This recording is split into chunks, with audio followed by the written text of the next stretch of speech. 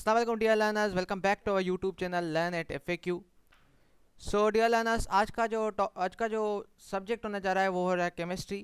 और वीडियो में दो टॉपिक का जो है डिस्कस करने जा रहे हैं, वो है atomic mass and molecular mass.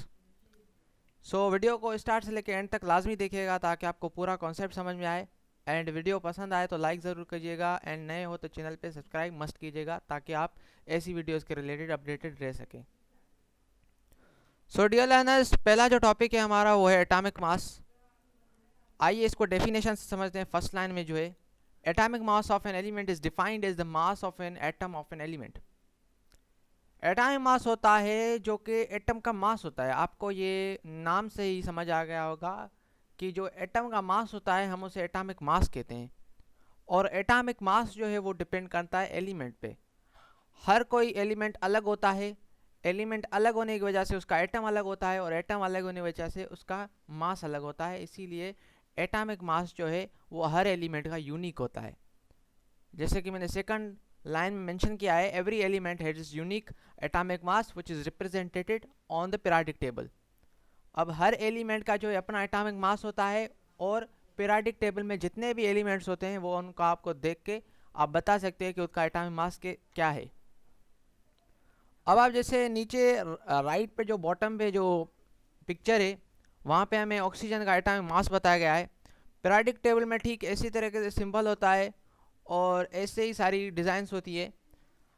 जब भी आप सिंबल के नीचे देखोगे तो कुछ नंबर होते हैं, जैसे यहाँ पे नंबर है 15.99, यहाँ आप इसको राउंड ऑफ करके लिख सकते हैं 16।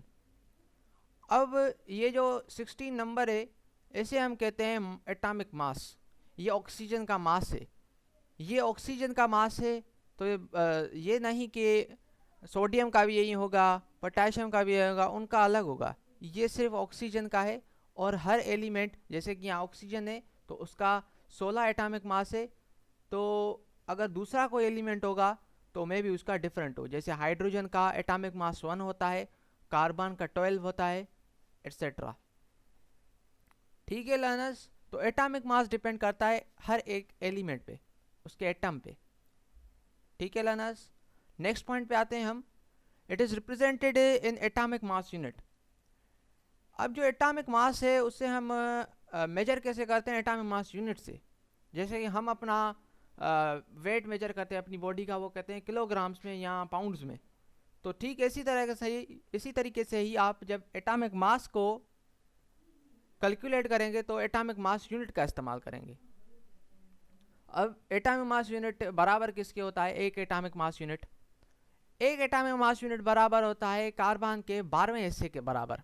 मतलब अब कार्बन जो है पूरा, जिसका 12 एटॉमिक मास होता है, जब आप उसका 12वां हिस्सा निकालेंगे, उसके 12 हिस्से करके वो 12वां हिस्सा जब रखेंगे तो वो 12वां हिस्सा जो बराबर होगा वो बराबर होगा एक एटॉमिक मास यूनिट के।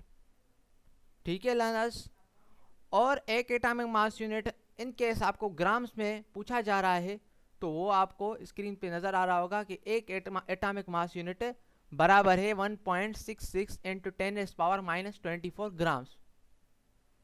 ठीक है लर्नर्स, कभी कभी MCQ में आ जाता है कि एक एटॉमिक मास यूनिट किसके बराबर होता है ग्राम्स में, तो वो आप लिख सकते हैं 1.66 इंटू 10⁻⁻24 ग्राम्स। ठीक है learners, I hope you understood the concept of atomic mass. Now coming to the next slide. अब हमारे पास है मॉलिक्यूलर मास। इजी कॉन्सेप्ट है, आइए इसको डेफिनेशन से समझते हैं। पहली जो इसकी पॉइंट है वो ये, molecular mass is defined as a sum of the atomic masses in the molecule. हमें पता है कि मॉलिक्यूल कॉम्बिनेशन बना होता है एटम्स का। मतलब मॉलिक्यूल में 2 3 4 एटम जब होते हैं तब एक मॉलिक्यूल बनता है। और जाहिरी बात है, जब एटम्स बहुत डिफरेंट होते हैं उसमें या सिमिलर होते हैं, जब वो एटम्स के जब एटॉमिक मासेस को एडिशन करेंगे तो हमारा मॉलिक्यूलर मास बनता है। वो पूरे मॉलिक्यूल का मास होता है।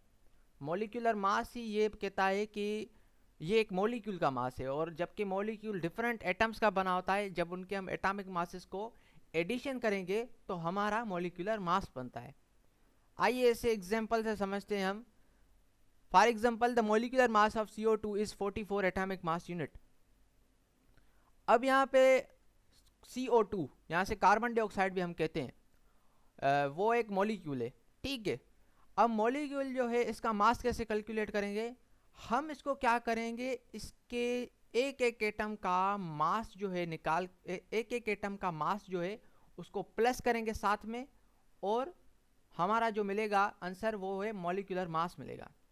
जैसे कि समझते हैं, कार्बन का जो मास है वो है 12, ऑक्सीजन का मास है 16, ऑक्सीजन के यहाँ 2 एटम है, सो 16 + 16, यहाँ आप 16 × 2 भी लिख सकते हैं। जब आप 12 + 16 + 16 तीनों को ऐड करेंगे तो आपका जो आंसर आएगा, ये मॉलिक्यूलर मास जो आपको मिलेगा वो मिलेगा 44 एटॉमिक मास यूनिट। याद रखिएगा, यहाँ पे आपको यूनिट जो एटॉमिक मास यूनिट ही रखना है, कोई दूसरा यूनिट नहीं रखना, ठीक है। यहाँ पे नीचे स्लाइड पे है कि 44.01 ग्राम पर मोल, असल में ये मोलर मास की बात कर रहा है इसीलिए उसने ग्राम पर मोल लिखा है, लेकिन आप जब मॉलिक्यूलर मास लिखे तो सेकंड पॉइंट को देखिए, वहाँ पे 44 एटॉमिक मास यूनिट लिखा हुआ आ रहा है, ठीक है लर्नर्स। और ऐसे करके आप दूसरे भी एग्जांपल्स ट्राई कर सकते हैं, जैसे CH4 मीथेन है, कार्बन का 12 होता है और हाइड्रोजन एक, उसके 4 एटम हैं, तो 12 + 1 + 1 + 1 + 1, तो ये टोटल होता है 16। मतलब कि ये है कि जब आप मॉलिक्यूल के अंदर एटम्स के एटॉमिक मासेस को प्लस करेंगे तो जो आपको नंबर्स मिलते हैं वो मॉलिक्यूलर मास के होते हैं, ठीक है learners. I hope you understood the concept of molecular mass. उम्मीद है कि आपको वीडियो पसंद आए होगी। अगर वीडियो पसंद आए तो लाइक ज़रूर कीजिएगा एंड चैनल को सब्सक्राइब मस्ट कीजिए ताकि आप ऐसी वीडियोस के लिए अपडेटेड रह सके। Thank you very much. अल्लाह हाफिज़।